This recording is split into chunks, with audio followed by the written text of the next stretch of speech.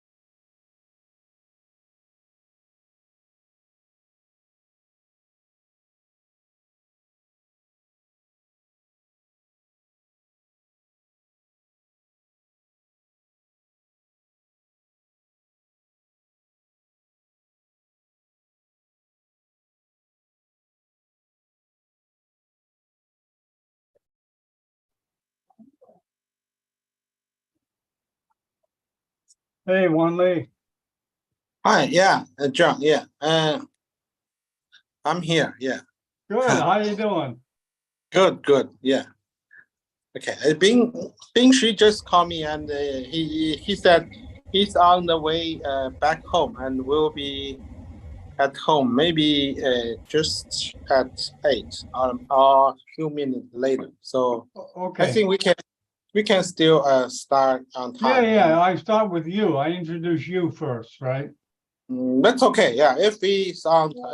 Oh, let me introduce Roberto because you don't know him. Well, unless you want to. Do you know Roberto?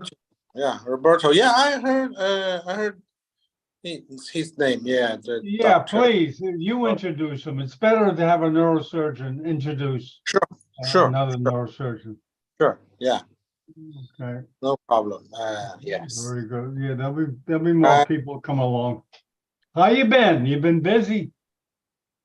Yeah, every day, just like neurosurgery routine or job, just some surgery.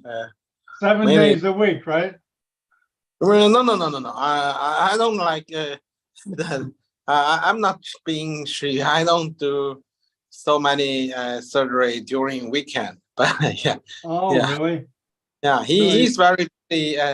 Not only in his own hospital. Yeah. He's a machine. Yeah.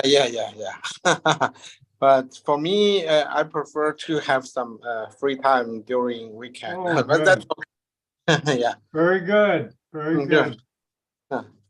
Yeah. It's a good life. It's a good life. Yeah. So And you work hard during the week, of course. yeah. Okay. Let me. I just need to.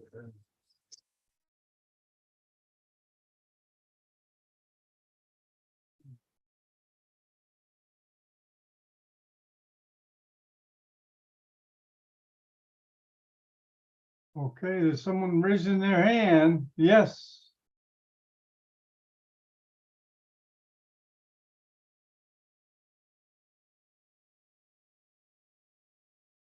Okay, Dr. Chai.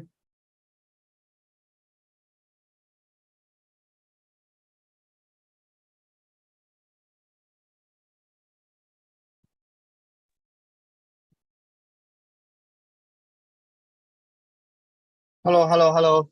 Dr. Chai, good evening. Good day, I mean. Good evening. How are you? Hi. Fine, thank you. Nice to meet you. Nice to meet you. You're in San Francisco, it looks like. No. I'm in Hong Kong. I will change background. Yeah, no, it's okay. It's okay. Whatever you Okay. want. Whatever you want. It's fine. Okay. Thank you. Let me see. Do we have another background? Yeah, that's my favorite city in the world. Oh, Paris, number one.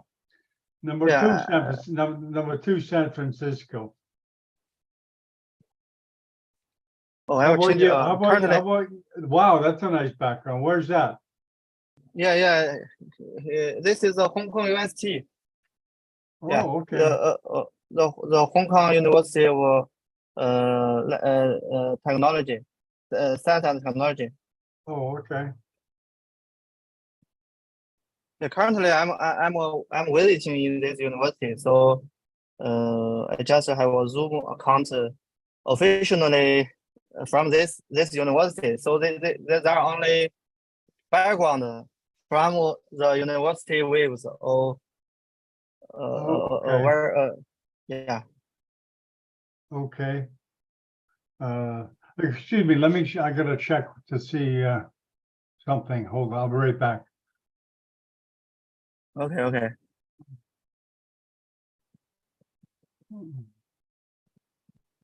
Hi, Professor. Hi. Wow. Hi. Good. Yeah. Okay. Yeah. So I'm Rich. Yeah. I know. Yeah. You will be the second speaker, right? Today. Okay. Actually, we have the foreign speaker as the first one and the Chinese speaker as the second one, and it's at about 30-40 minutes for the talk, and another maybe 10-15 minutes for the discussion. Okay. Yeah. Okay. 对，咱们对一会儿我先让那个在阿根廷的，那是徐教授邀请的，他先介绍一下，然后 Okay. 您是第二个，我来介绍。咱们8点钟准时开，所以您要是愿意，反正一般他老外可能讲半个小时40分钟，一般都是差不多。好的，我大概可能有半个小时左右。OK， 就是咱们反正10点钟以前，快的话就是9点半左右。OK， 好的。好，谢谢赵老师。OK， yeah， 正冰池 here no not yet， 那个没来呢，今天这个 Roberto not online, still not online yet. 如果他要是没来，那就你先讲，反正也可以。哎，有时候他们有时差，他有时候算不清。可以，可以，可以。哦，有一个老师他说要给他一个什么权限。Yeah, we're having some problem with Zoom. I don't know what's going on. Roberto's having a hard time getting in, which is unusual. So he'll get it. I'm communicating with him. Just hang on, okay? Okay, so yeah, maybe we wait for a few minutes, right? Yeah, wait for a few minutes. If not, we'll start with Dr. Chai. But I think no, Okay, Roberto. Okay, Roberto is on the line, so. Yeah, maybe when I log in the Zoom, I think there's some, maybe it's the software update. I mean, I it's still. don't know, something's going on because some people are having, I'm giving him the right link because I'm checking it here. Let me check it again. Yeah, because Okay. anyway, Yeah, the right link and everything. I don't think that's a problem.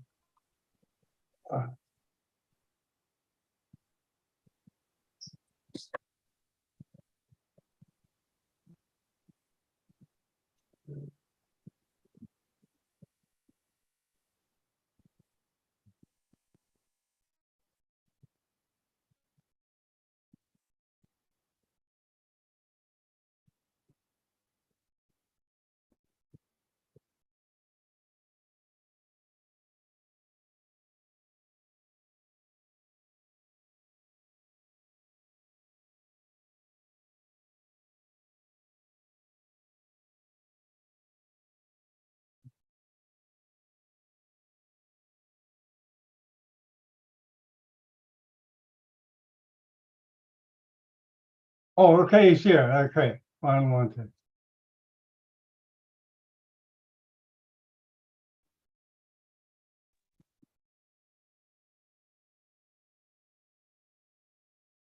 Okay, Dr. Chai, Roberto's here.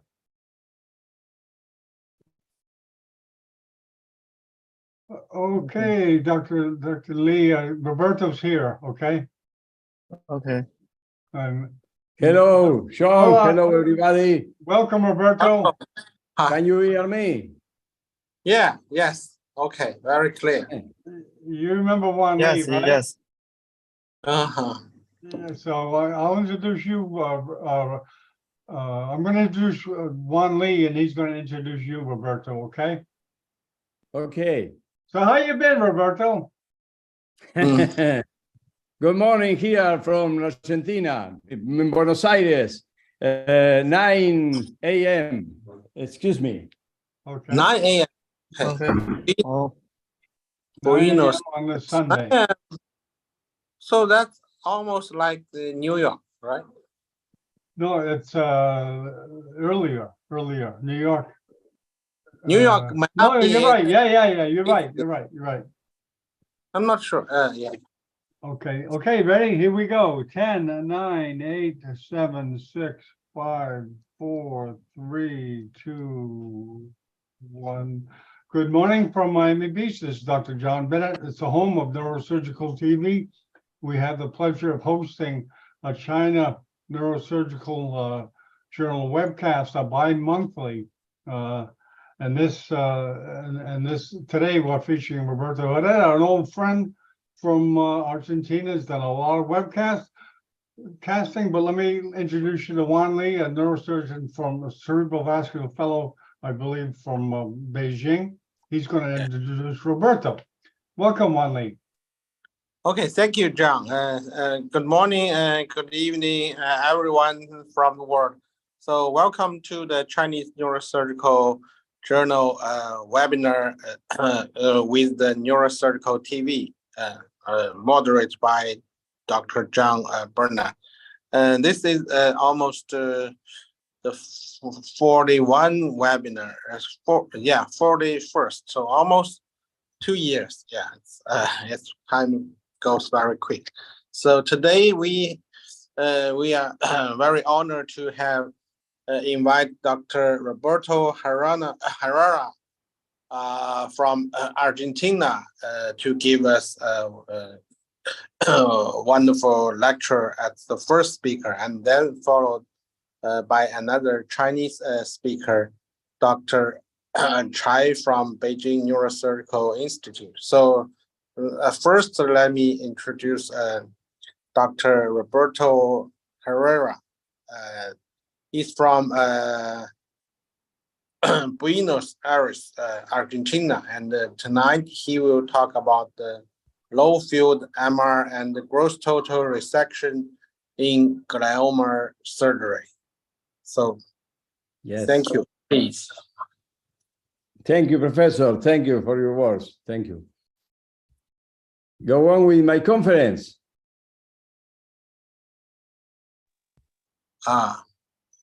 Okay, Roberto. Yeah, Take you it can away. share your screen. Yeah, Robert. Yes. Go on with my conference. Can you hear me? Yeah, just introduce yourself, Roberto, and go on with your presentation. Yes, Okay. yes. Yes. Can you hear me, Roberto? Can you hear us? Yes, Yeah. I need to. You are the first speaker, so please just start. Yeah, we are waiting. Yeah. Okay. I need to share my presentation.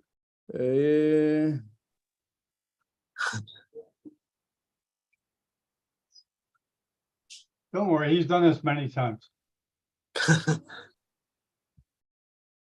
Can you see my screen? Yes. Yes. Okay.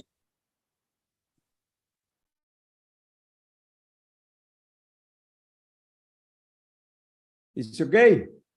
Yes.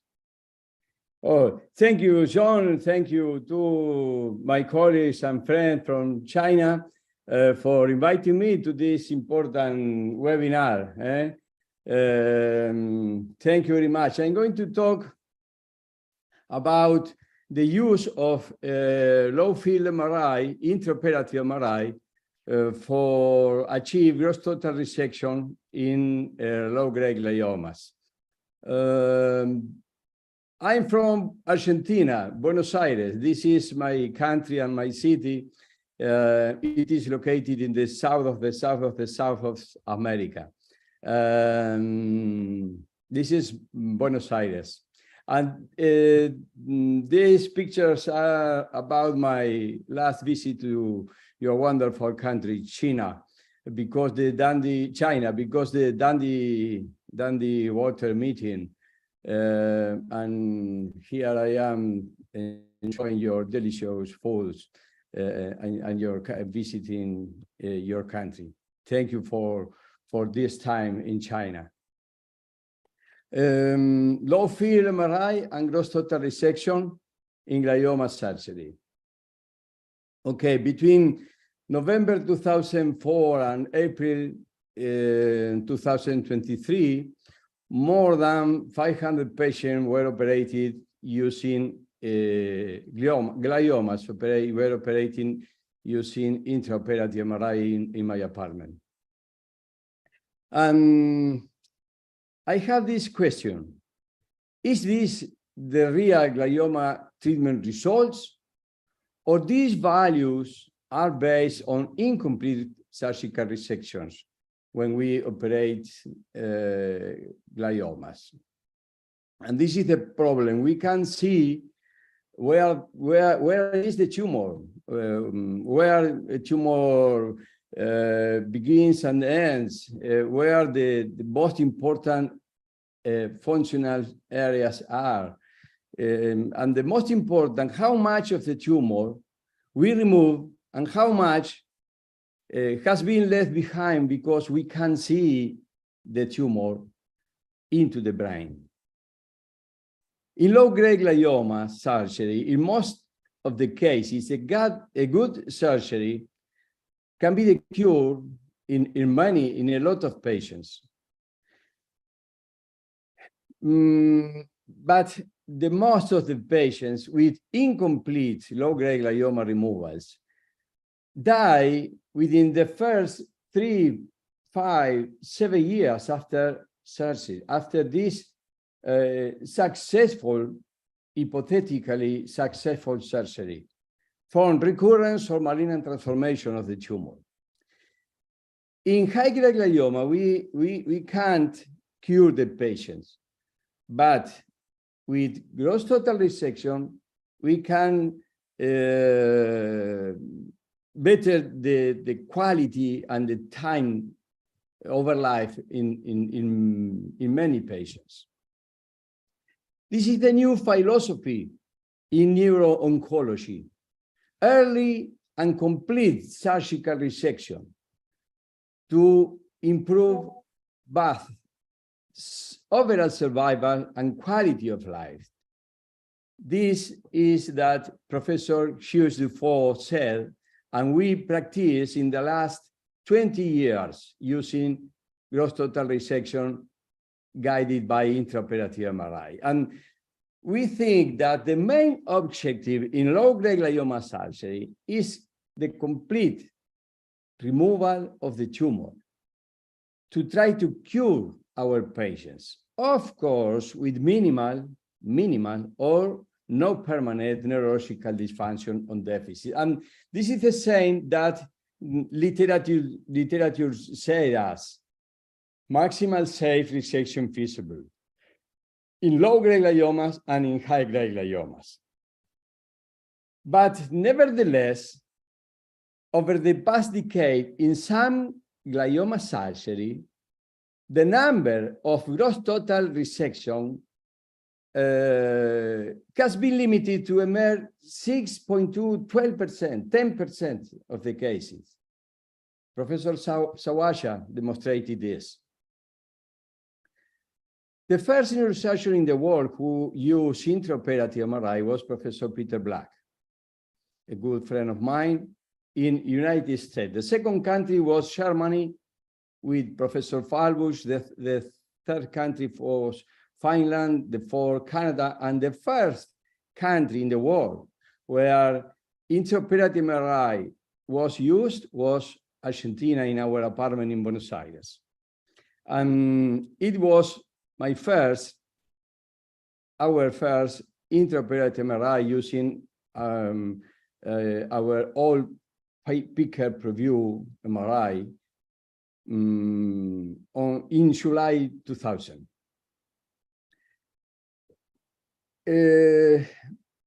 High-field MRI is now the gold standard in intraoperative MRI, and all of departments of neurosurgery want to have high-field MRI. But these machines it has a lot of disadvantages, starting with the price, which turn impossible to many countries and many departments of neurosurgery around the world to have one of these machines. But the most important disadvantages is that operating with high-field MRI, we can't respect the normal tactics, techniques in neurosurgical procedure. For example, you can see here the surgeon preparing the patient to move the patient into the magnet to get an intraoperative MRI. You can see 1, 2, 3, 4, 5, 6, 10 people moving the patient, stopping the surgery and moving the patient into the magnet. And then the opposite, remove the patient from the magnet to go another time into the operating room, surgical tail, prepare again the head of the patient, the surgical fields, and go on with the surgery. This is not according with normal techniques, normal neurosurgery for operated tumor. And it spends a lot of time so much time. It is impossible to do 2, 3, 4 control with intraoperative MRI using these devices. We need this, yes, of course. We need tractography, spectroscopy, but I can get it before the surgery, no, not during the surgery. I don't need to have tractography into the surgery. In the same way that I don't need to do angiography during the clipping of the clip of an aneurysm. I study the angiogram before that when I'm going to clip the aneurysm. It's the same. I need this, yes, but I need to know this before when I prepare in the surgery, not into the surgery, in the surgery, stop my surgery of a glioma to get a tractography intraoperative. It's not necessary. I need to see the tumor to remove it completely. And it is enough. That's why I think it is time to reconsider the low field MRI. Go back to the beginning of the intraoperative MRI and reconsider low field MRI in the operating room. And this device needs some modification, of course. I think we don't have the ideal machine nowadays, but I think this is the way. But the most important is that operating with these devices, we don't change our normal neurosurgery techniques. This is the operating room with our all machine, all MRI. Here we are checking the step of the surgery. This is the operating room. And this is a new system we are using now, 0.25 Tesla, simple, practical, easy to use, quick, neurosurgeon friendly. And the most important, respect the conditions of conventional neurosurgery. Don't alter our surgery. We operate in this with the surgical tail in this position. When I need to do a control with intraoperative MRI, I rotate the table to examination position and get the image, and then I back the surgical tail to the operating position and go on with the surgery. This is the view of our new operating room from the technical area. This is the patient, normal condition, prepared to be operated. Here we are operating the patient, and when I want to do a control intraoperative, only cover the patient with the surgical field and move the magnet 5 seconds, 1 minute. Put the patient into the magnet, put the coil, and go on with the surgery after analyze, after see the image, and it take us less than 4 minutes to achieve 1 sequence of MRI, 3.57 minutes. This is the gross total resection. This is the tumor. This is CT scan 24 hours, and this is the patient 3 months after surgery with complete resection, the patient in good condition, complete resection of the tumor. I'm going to show you some cases. For example, this high-grade glioma, deep located glioma. We use here neuronavigation. You can see now we did a fusion. We study the approach before the surgery, compare with anatomical repair, decide the way to approach the tumor. And then into the operating room, we fusion using neuronavigation, the low field MRI with high field. This is the tumor here. And this is the tumor. You can check in real time with precision the localization of the tumor. And here you can see the tumor, and after removing it, in a few minutes of difference before and after.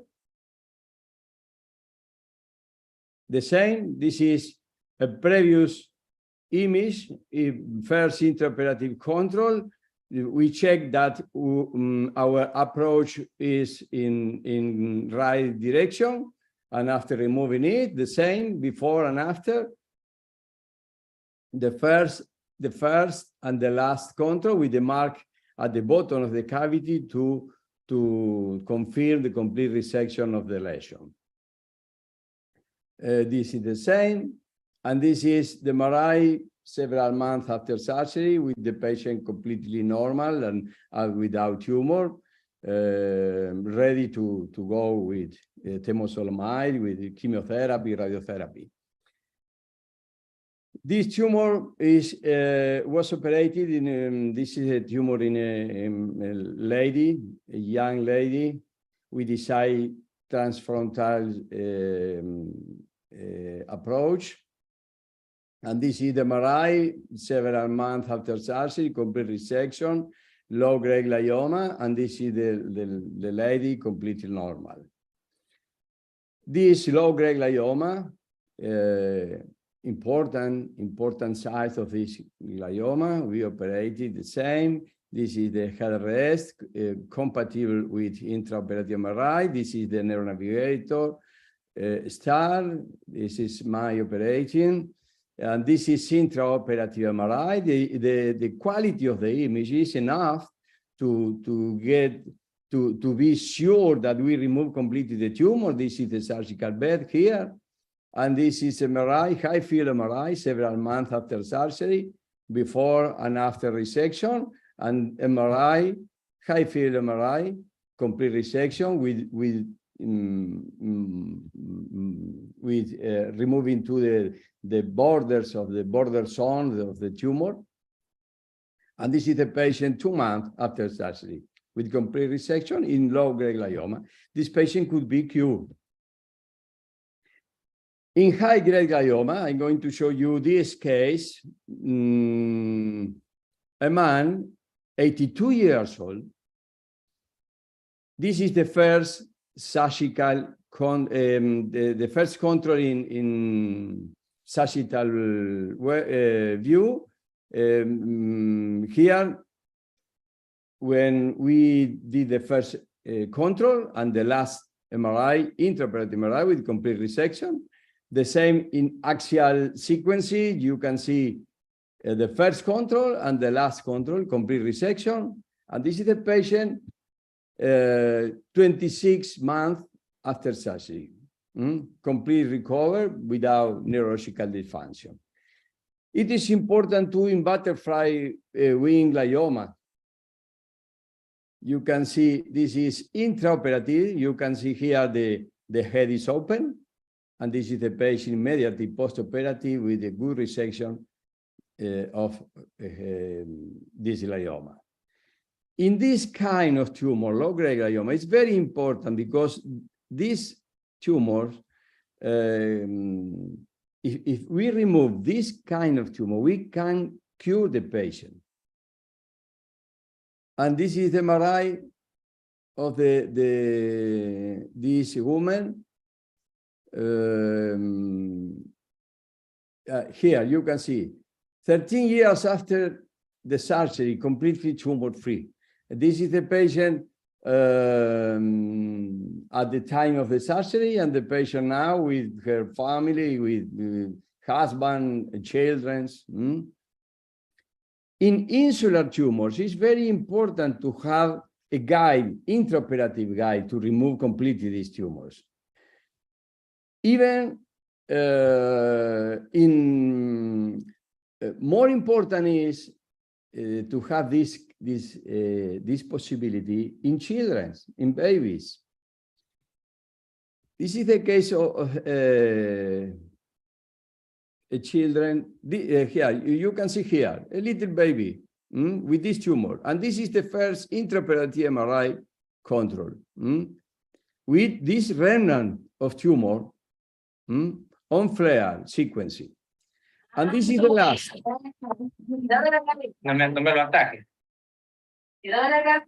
This is the last control intraoperative MRI with complete resection. This is the patient a few days after surgery, completely normal. And this is the same baby some years after surgery with no remnant, no regrowth of the tumor, and the patient completely normal. In insular tumors, it's very useful to have this guide. We can use craniometric points, anatomy, airway surgery, endoscopy, neuronavigation, neurophysiology, but it is very, very useful to have the image to see our limits, where we are during the surgery. Because when we open the head, we have this view of the brain, and we localize the tumor, and we can remove it in this way, complete resection of the insular tumor. And this is the patient, the surgical field here, the patient a few days after surgery, several months after surgery, and complete removing of the tumor. With using low field MRI, we can use all the rest of the tools. We can use electrophysiological monitoring intraoperative. And this was a high-grade glioma. Look, this is the tractography. This is the functional MRI. We use electrophysiological stimulation to detect the motor area and to detect the central sulcus and to delimitate the borders, the limits of the tumors. And we put some marks to be sure where the tumor was, and we remove it. Here you can see this is intraoperative MRI without bone here. This is the resection. This is the area of the tumor before and after removing it with complete resection. This is the patient, and the patient several years after surgery, more than 10 years after surgery, completely normal and without neurological dysfunction. In low-grade diffuse infiltrating tumor is very useful too, to remove this kind of tumor. Here, we localize the tumor, we use tractography, spectroscopy, anatomy law, which is very important. We use electrocortical stimulation and subcortical electrical stimulation to preserve motor area after we localize it with image. And this is the surgical field after the resection, the patient a few days and several months after surgery, completely normal. The same in similar case, anatomical, morphological resection, checking with intraoperative MRI, and this is the high field MRI several months, years after surgery, patient with no more tumor. We can operate awake patients using low field MRI, and it is very difficult to use awake surgery in high field MRI. This case was operated using awake technique, and we removed completely this tumor. This is another case, tumor localized in Wernicke area, the patient awake and complete resection of the tumor. This case was very interesting in our series because it is the only patient with two low-grade gliomas, one on right temporal lobe and the other in left parietal lobe. We decided to remove in the first time right temporal lobe tumor. We removed completely this tumor. And 2 months later, we operated the other side using electrocortical stimulation and intraoperative MRI. Dale, estoy filmando, Roberto. Antes. Donde filmaste antes, ahí. Ahí está. And this is the patient 7 years postoperative with his baby. No tumor in parietal area, no tumor in temporal lobe. This is the patient 10 years postoperative, 14 years postoperative, with no more tumor on both sides of the brain, and with his beautiful family. It was a huge tumor. We decided to operate because it was a woman, 32 years old, with a little baby daughter. And we achieved this resection, this grade of resection. This is the patient, October 2008, was operated right after the operation, 6 months later. And this is her MRI in June 2010, with no tumor remnant, no tumor rerow. This patient had anaplastic oligodendroastrocytoma. She received gross total resection surgery guided with intraoperative MRI, radiotherapy, and temozolomide. We can use navigation in real-time fusion, doing fusion in real time to remove this kind of tumor. It was in a young woman, it was pilocytic astrocytoma in midline of the brain. Here, this is the tumor, this is the fusion in real time of the tumor with new intraoperative MRI. And this is the postoperative MRI in high-field device with complete resection. The patient a few days after surgery with no dysfunction, and we sure that we remove completely the tumor. This is the last case I'm going to show you. This is about a little baby, 2 years old baby girl. It was operated in another country in Europe in 2004 from this tumor. It was oligodendroglioma, low-grade glioma. But 6 months after that surgery, the patient came to my office with her parents with this tumor. This is the tumor. 6 months after the first surgery, we decided to operate the baby. Here you can see she. Very complicated tumor with these areas here. It's not a good tumor. And this is the area which was removed previously in previous surgery. This is the patient 10 days postoperative, 1 month in enjoying winter holidays with her family. 3 years postoperative, starting in kindergarten here, 6 years after surgery, 7 years postoperative MRI. This MRI was taken 2017 with no remnant, no regrowth of the tumor. This is the lady.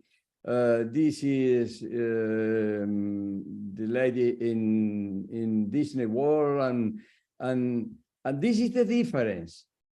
Partial resection against complete resection of the tumor. And this is the patient 12 years nowadays is a teenager in very good condition, no more tumor, completely free of tumor, almost 15 years after surgery. That's why I think we have to review these results that the bibliography proposed us. I think that if we achieve complete resection in low-grade gliomas, talking about low-grade glioma, of course, we can change this statistical definition that we can read nowadays in neurosurgery books. And this is the most important of all. If we make a subtotal resection in low-grade gliomas, in 10 years' time, we would be losing nearly 50% of all the patients that we operate. And it is very important difference because if we achieve complete resection in more than 19% of the patient, we will be able to cure or to achieve that these patients will be alive at 10 years, 10 years or more, and potentially they could be cured after the surgery. In our experience, gross total resection was achieved using intraoperative MRI with low field MRI in 81.7% of the patients. But if we left aside the patients previously operated in another apartment, and if we consider only the patients operated at the first time and in our apartment, this percent is over 90%. I think that Professor Yasargil said that the time will come when in the operating room of the future, we neurosurgeons could check the step by step the surgery using different devices, 3D MRI, 3D reconstruction, computer navigation, to achieve the best result when neurosurgeon decide that he need it. And this is that my first consideration. I think we have to remove completely this tumor early, so early. If we have some remnant, we need to reoperate the patient and try to remove completely, because it is better for our patient in both in quality and time of overlife. Thank you to all my friends from China. I hope to visit you in the near future, because I love your country. Thank you very much. Okay, Roberto, thank you. Wan Li, do you want to handle the moderation? Are you there, Wan Li? Yes, I'm here. Yeah. Okay, go ahead. Take it over, Wan Li. Okay. Yeah, sorry, just wait. Hi. So yeah, thank you, Roberto, for your nice talk about the glioma surgery. So are there any questions from the audience? Let me see if there are some. Yeah, I believe Saeed Taha has a question. Go ahead, Saeed. Are you there? Go ahead, Saeed. Yes.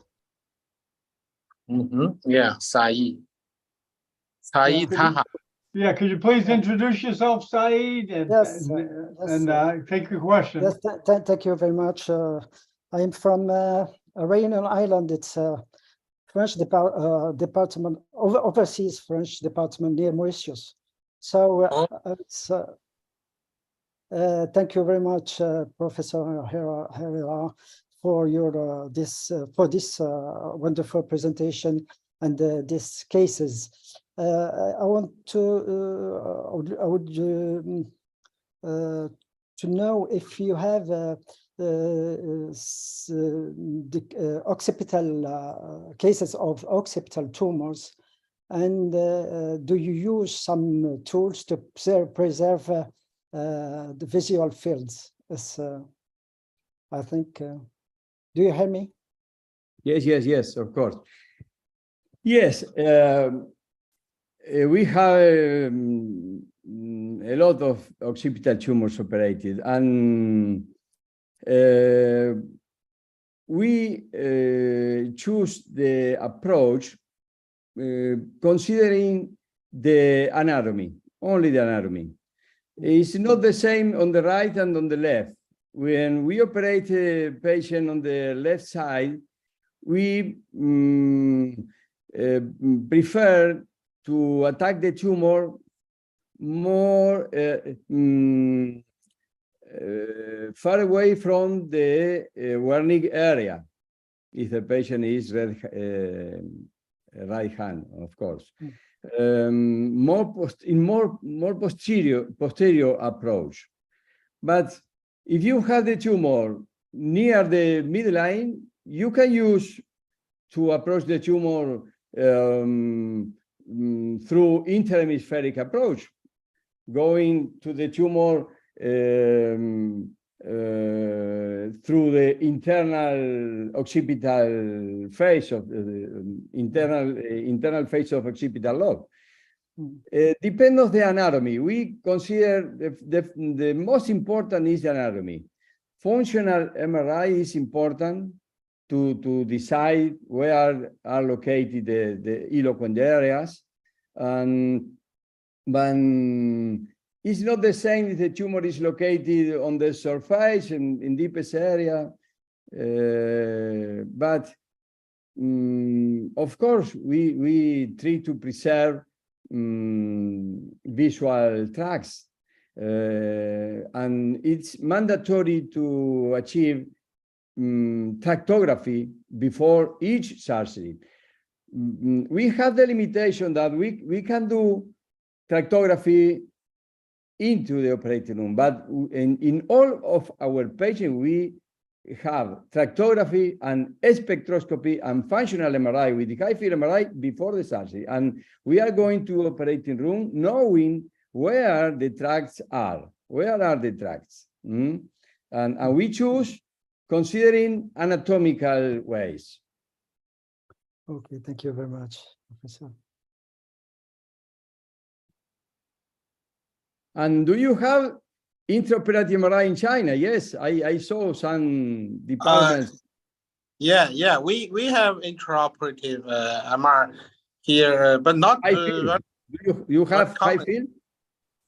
Yeah, that's the Emirates from the Siemens 3T test, 3T MR. But yeah, I remember there about 5-10, less than 10 hospital. Yeah, we have the intraoperative MR. Yes. Yeah, it's quite useful for the glioma surgery. I agree with your talk. And I think it is very important to get out the operating room completely sure that we remove the tumor. With high field, it's important because you can get intraoperative MRI after removing the tumor, and you can be sure only with one step, in one MRI, you can see if you left tumor behind or not, that you can go another time with the surgery. But I think in the future will be necessary easier devices. I think the companies are not in the good direction with these devices. Several million dollars. It's It's impossible. expensive, yes. So can you give us a brief introduction about your hospital, Dr. Roberto? About Your hospital. my your hospital. Neurosurgical department. Because we are not very familiar with your hospital. Okay. Yes, my hospital is Belgrano Adventist Clinic is from a church, Adventist Church. Do you know Adventist community? Oh, It's like Catholicism, but it is Adventist. It's Okay. another religion. I'm not Adventist, but it's a good and respectable religion. Can you take us on a tour, Roberto? ¿Cómo? Can you make a tour of the hospital? I think Juan Lee wants to see your MRI in your hospital. Do you have some images of your hospital and your MRI in the hospital? No, in public hospital. No, we're in your hospital, Adventist Hospital. Yes. Which is, I don't understand your question, John. Yeah, Juan Lee, what do you want to see in his hospital? Oh, actually, I just want to know a little bit more detail about the hospital, because I'm not familiar with the neuro and talk. Yeah. I can hear the voice is go and back, go and out. Yeah, mine. Yeah, that's true. Mine It's too. interrupted. It's interrupted the voice. Hello. Try again, Juan Lee. Try again. Unmute first, please. Okay. Yeah. Never mind. Yeah. I mean, I just want to know about the how many neurosurgical beds in your hospital, or how many neurosurgeons in your department, or how many cases you did every year, just like Okay. yeah. Never mind. In our no, excuse me, because the voice is interrupted because the internet. In my apartment, I had a neurosurgical department when we practice spine surgery, tumor surgery, vascular surgery, but with different teams. When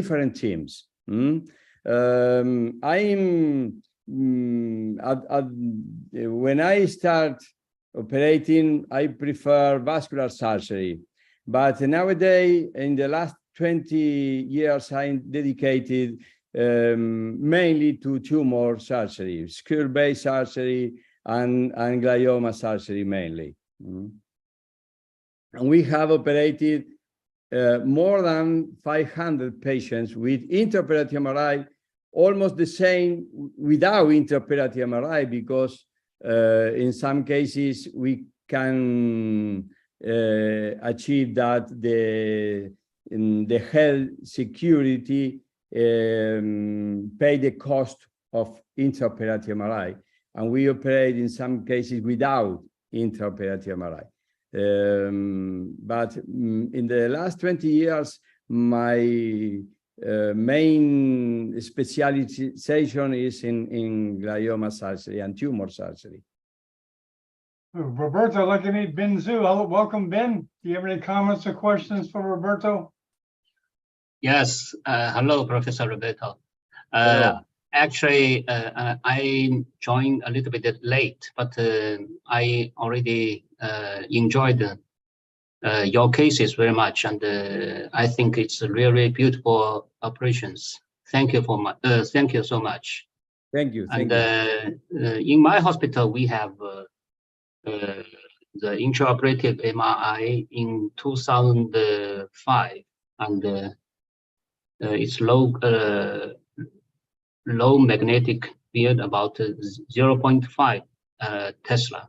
Now it's 3 Tesla, and then now we have Now three you have 3 intraoperative. Tesla. Now Yes, you have yes. 3. Yes, and already have used for 7 years. Yeah. Thank you. And now the pandemic is over, and we want to someday come to China and meet us in person. Thank you. Thank you. Thank you. Your second trip to China, actually, Roberto, right? Okay, well- I think, can we, so thank you again. Can we move to Yes, sure. next speaker? So maybe Professor Xu, Yeah. can you introduce the second speaker, the Chinese Thanks, Roberto. neurosurgeon? Thank you very much. Thank you. Okay, now let's invite Dr. Chai Rui Chao. He is a very talented neurosurgeon from Tiantan Hospital. Dr. Chai, now the time is yours. Hello. Hi. Thanks for the introduction. Let me share my screen.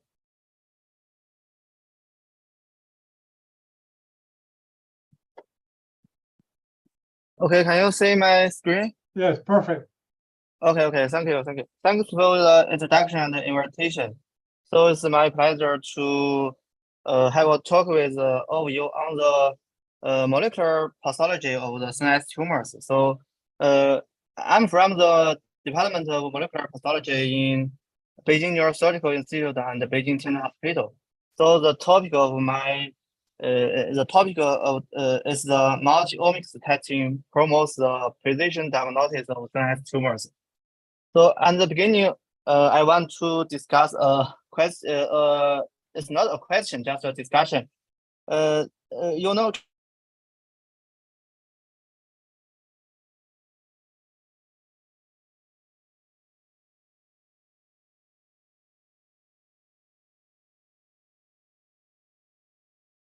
and a lot of molecular diagnosis into the CNS tumors. So I think that there may be several different reasons. One of the reasons is that the morphological diagnosis is largely relies on the experience of the pathologist. You see that this is the 2 papers published by the authors of a very famous clinical trial. They mentioned that in the cohort during the cohort enrolled processes, they found that for one patient, they may have different diagnoses from different pathologists based on their morphological features. So there's a very high variation based on the just morphological diagnosis.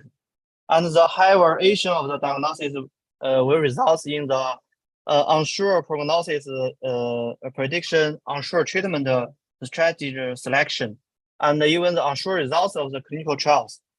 So I think another reason is that in addition to the morphological alterations, the tumors always harbor the molecular alterations. For example, the tumors may harbor the mutations, deletions, and modifications on the DNA or chromosome levels. And there are also a lot of changes in the omic levels. For example, the gene expression profile, the DNA methylation profile, or microRNA expression profile may also change. And I believe that these changes in the molecular level should be the molecular mechanisms of the morphological changes of the tumors. So there is a possibility to that we can distinguish the different types of tumors based on their molecular features. So based on this hypothesis, the TCGA it did analysis based on a large cohort of patients. They found that based on the ideation mutation standards and the genetic co-deletion standards, they can stratify the patients into 3 molecular subgroups.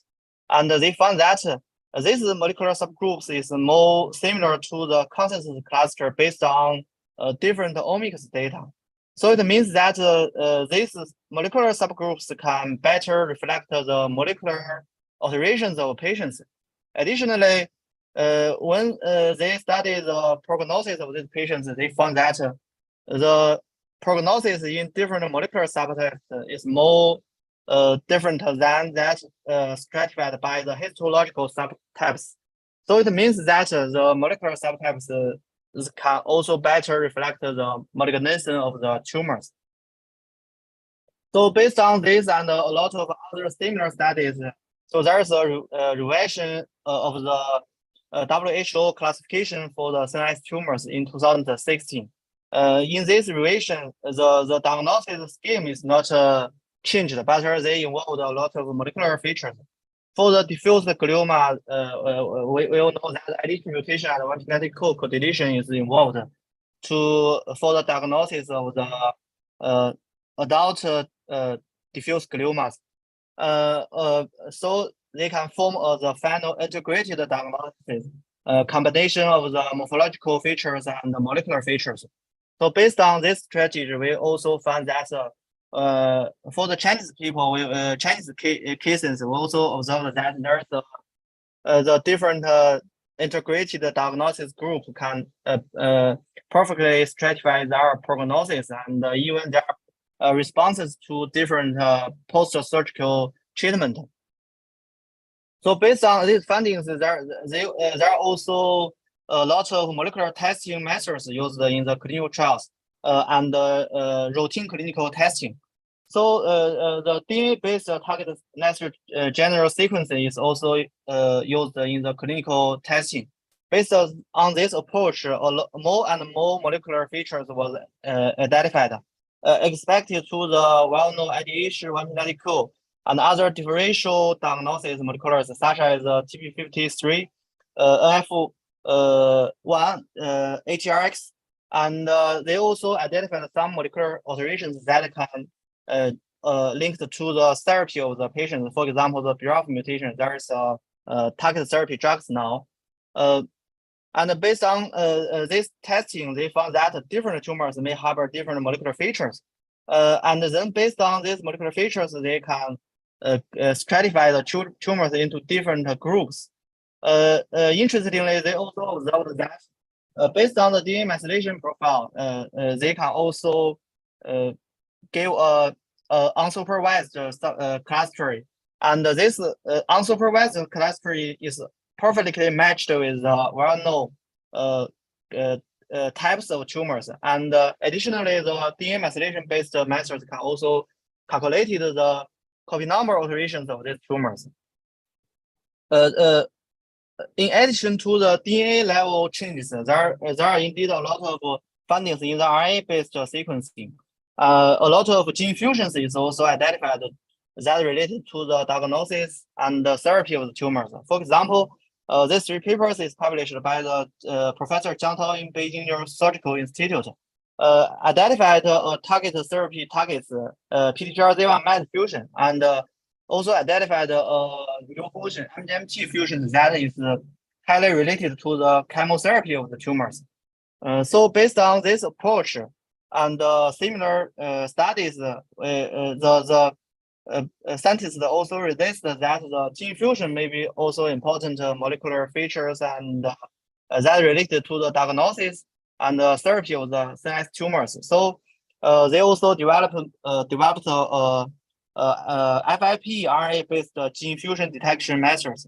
This is also a RNA-targeted sequencing methods, and based on this approach, the common gene fusions that related to the diagnosis and the therapy can be perfectly detected during the clinical testing. And for the DNA methylation, there is a very important paper published in 2018. It is just based on the priority finding that the DNA methylation profile on clustering can reflect the WHO entities of the tumors. In this study, the authors first use the unsupervised cluster of more than 2,080 cases into 91 clusters, and importantly, they found that these clusters is well corresponds to the well-known WHO entities. So based on these important findings, they also developed a machine learning model. And using this machine learning approach, they can perfectly and accurately predict the DNA methylation-based classes of each tumors. And to further evaluate their usages in the real clinical testing, the authors designed a prospective study that compared the traditional pathological diagnosis and methylation-based diagnosis. And in this traditional diagnosis, they combine the morphological and traditional molecular testing methods to give a final diagnosis of these tumors. In the DNA methylation-based profiles, they just use there are developed machine learning models and give tumors DNA methylation classes classification, and then they compare the results of these two different approaches. In this prospective study, they enrolled more than 1,000 cases, and finally, about 90% of patients can get a confident DNA methylation classes. It means that these cases can cover a prediction score that larger than 0.9. And among the patients, we can see that about 18% of patients that can cover concordant results based on the DNA methylation profile, or based on the WHO based traditional diagnosis approach. Importantly, there are also 12% of patients that they found that DNA methylation indeed can correct their diagnosis. And this findings showing the advantage of the DNA methylation based profiles. Meanwhile, they also found that there are about 12% of patients that cannot got a confident DNA classes. This is partially caused by that there are about 4% of patients that maybe represent new entities that is not included in their training set. So this machine learning model cannot give a diagnosis of these cases. And for another 8% of patients, these methods cannot also cannot give a final resolution. So this means that this model is not perfectly for all of the patients, but there is can give final classes for more than 90% of the all cases.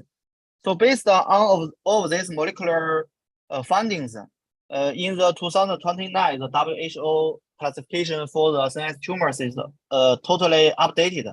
And this is a very huge update, and the diagnosis scheme is also changed, and the molecular has fully entered into each types or subtypes of the CNS tumors. For example, here is a lot of types of the tumors, and you can see that in each types of tumors there are morphological features and also molecular features.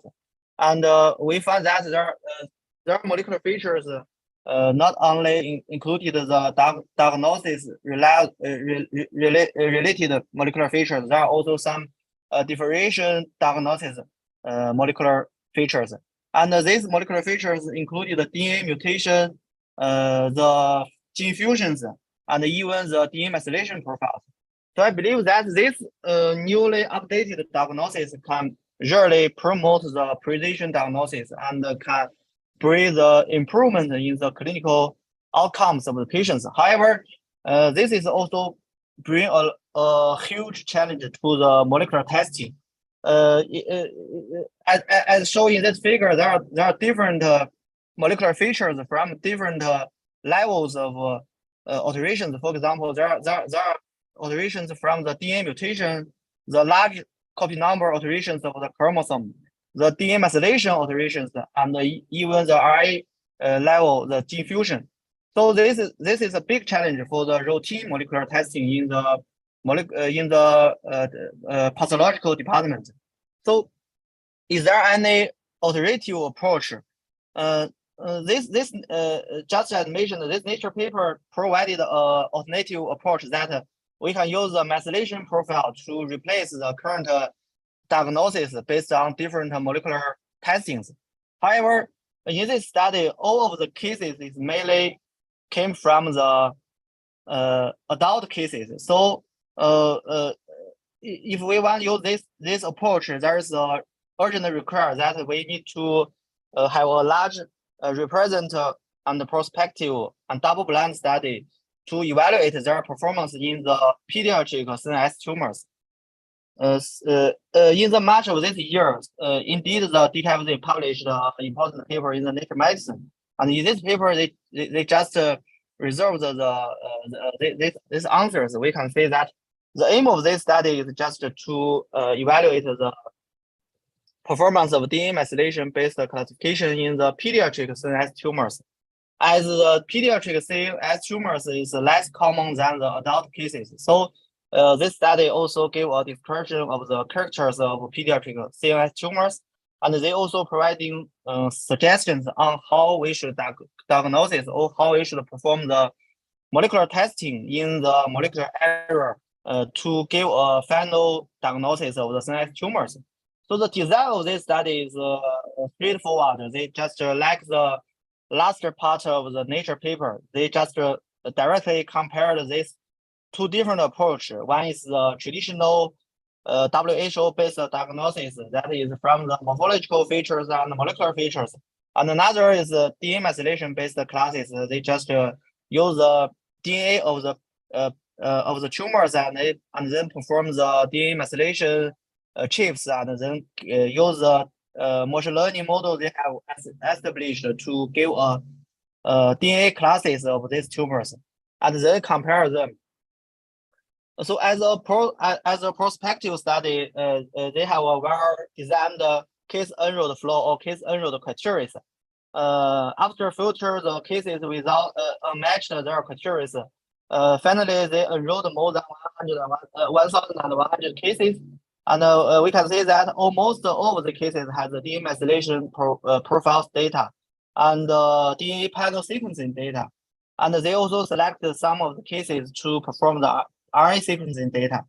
And this is a multi-center study, and the cases is from the different centers from the Germany, Switzerland, Australia, and New Zealand. For all the cases enrolled in this study, the authors can give them two labels. One is the WHO-based tumor types, and another is the DNA methylation-based classes. And you can see there are a lot of detailed types and almost 100 types.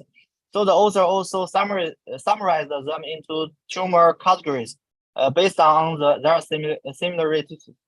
And you can see that the tumors with the similar colors is in the similar big categories. In this cohort, the top three category is LGG, HGG, and modoblastoma. So the authors also compared the composition of these cases to the annually newly diagnosed cases of the Germany, and they found that the distribution of each types of tumors is very similar to the newly diagnosed CNS tumors in pediatric CNS tumors in Germany. So this is this cohort is a very representative for the real world tumor occurrence rates. So this is a high quality cohort that can give us a representative result. So after the quality control, the authors just compared the results of different diagnosis approach. So they found that for most of the cases, we can got a concordant results based on two different diagnosis approach. But they also noticed that in the WHO based approach diagnosis the high grade glioma, you can see that the colors is all marked by red colors. There are a fraction of patients that has a lower grade tumor methylation classifications. So this is a very important discrimination, because in the traditional approach, this tumors is high grade, but in the DNA methylation based approach, this patient is low grade. And we see also we notice that a large fraction of patients that cannot be classified by the DNA methylation based approach. So further, the author also try another approach, the t-SNE plot approach, just as used in the Nature paper. Because the t-SNE clusters is the basis for the machine learning models. And really, and indeed, with the t-SNE approach, we can see that a lot of cases that cannot get a classification in the random forest models can find their classes in the t-SNE-based approach. And then the authors also compared the results of WHO tumor types and the t-SNE-based DNA methylation classes. And they summarize the comparison results. They found that for the green marked portion, we can know that a large proportion of patients that they can get a concordant result. But for the red marked patients, we can see that they have a discrepant results, and this discrepant is clinical relevant. It means that their diagnosis may affect their treatment selection following surgery. So this is a very important clinical relevant issues. So further, in the t-SNE plot, we can see that the red color is marked the discrepant and the clinical relevant cases. And we found that these cases is mainly enriched in the LGG enriched area. And based on the WHO diagnosis, which is marked by the circle colors, we can see that a lot of these cases is enriched in the WHO diagnosis, the high-grade gliomas. So based on this observation, the author want to compare their other molecular features because most of the cases is also have the DNA targeted DNA sequencing results. Based on this DNA sequencing results, and for some cases they also perform the RNA sequencing.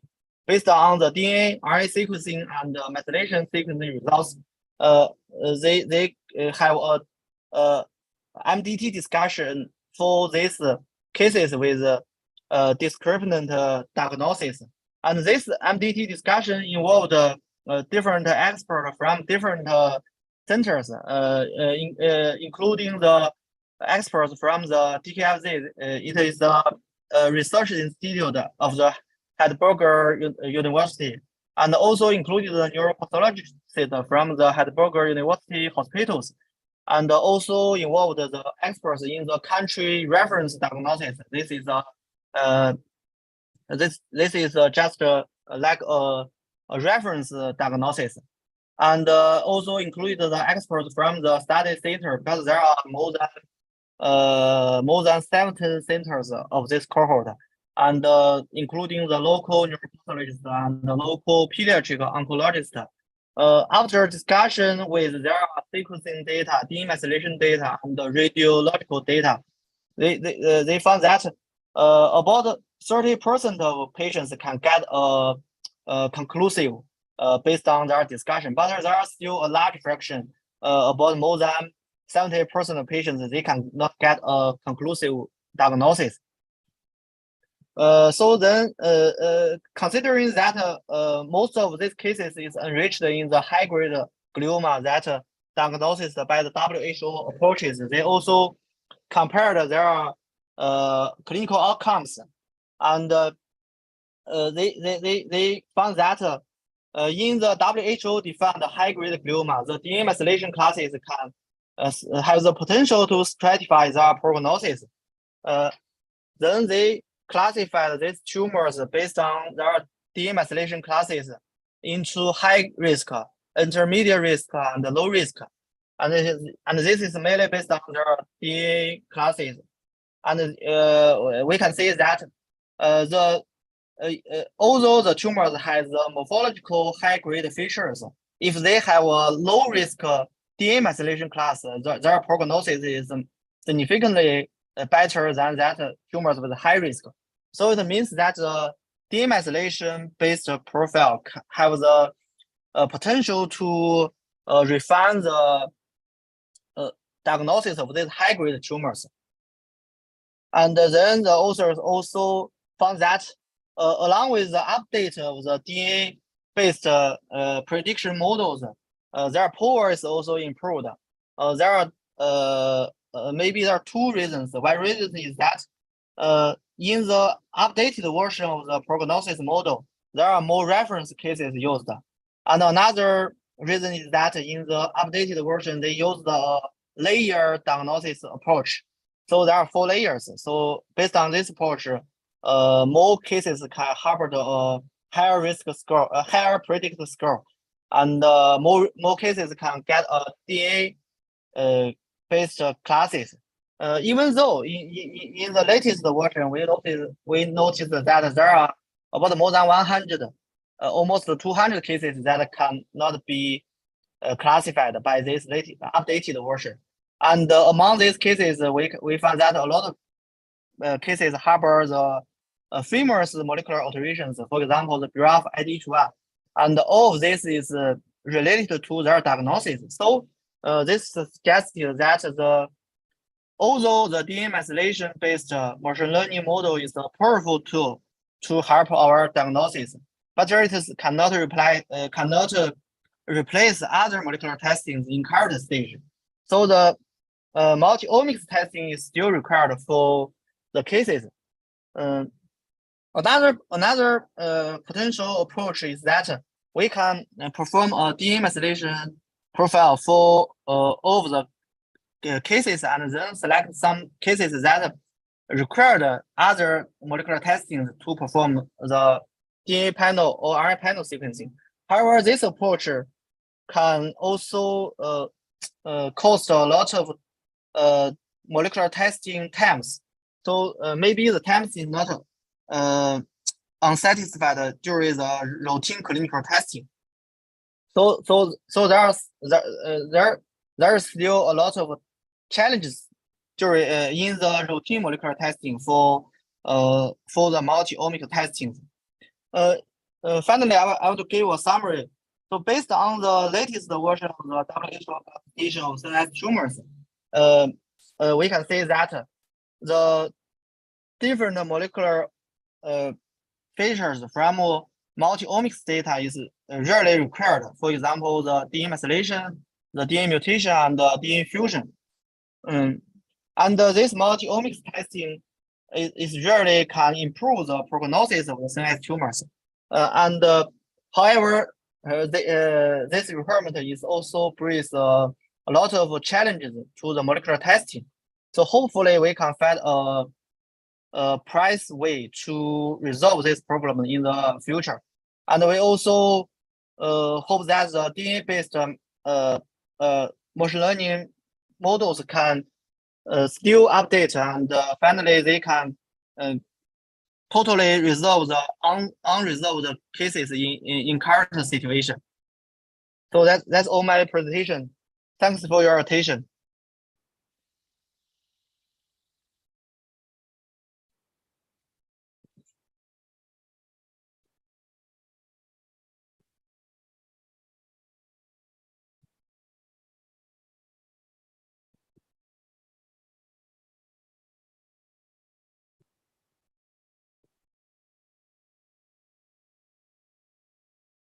Okay, very good. Hello. Yes, so I thought you had Hi, yeah, thank you for your talk. Actually, are there any questions? I think it's kind of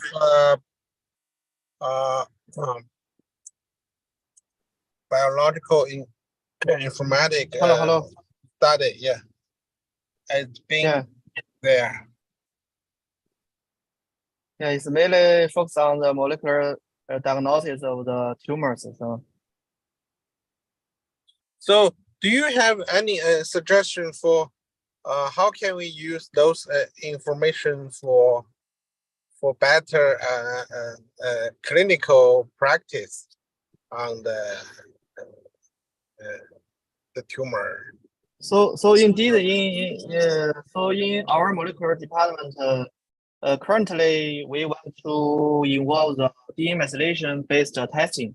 I think that this is a very powerful tool to give a precision diagnosis of the cases.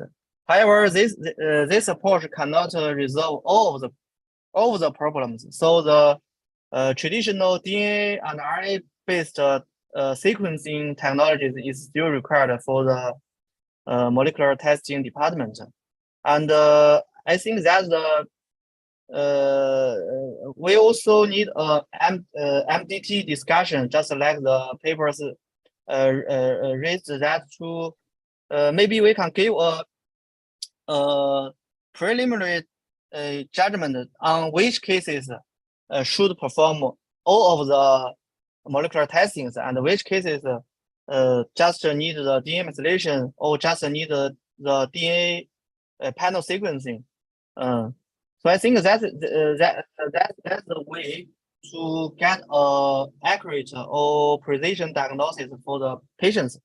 Along with the data collection or along with the our understanding on the tumors, maybe we can combine some classifications together. You can see that currently there are more than 100 classifications for the CNS tumors, and different tumors has different diagnosis molecular features. So I think that based on our understanding, maybe in one day we can combine some classes together. So based on their treatment selections, so maybe it can reduce the challenges for the molecular testing, and it can also reduce the challenges for the diagnosis. Oh, that's all. Oh, thank you. Okay.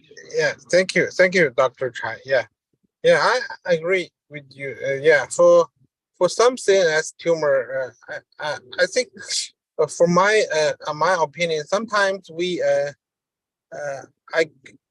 I got some patients with the atypical tumor type. So I mean, with the regular pathology test, we cannot identify what exactly the classification, the tumor type.